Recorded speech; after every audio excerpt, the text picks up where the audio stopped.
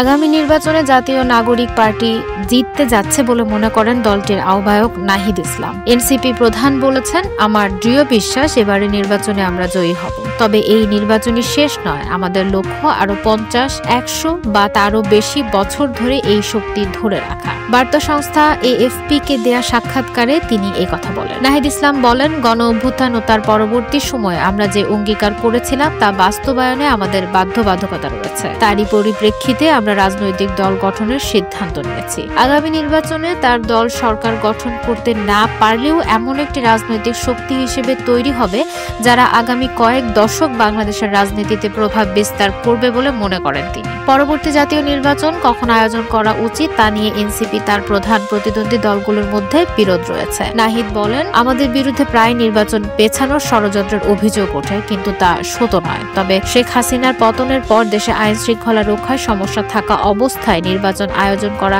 সম্ভব নয় বলেও মনে করেন তিনি। বাংলাদেশের সুদূরপ্রসারী সংস্কারে রাজনৈতিক দলগুলোর সদিচ্ছার অভাব রয়েছে বলে জানিয়েছেন জাতীয় নাগরিক পার্টির আহ্বায়ক নাহিদ ইসলাম। তিনি বলেছেন, যে সংস্কারের জন্য তরুণরা তাদের জীবন উৎসর্গ করেছে সে বিষয়েও দলগুলোর কোনো আগ্রহই নেই। You are watching Raj TV, Jagorone, Bangladesh. Please subscribe our channel.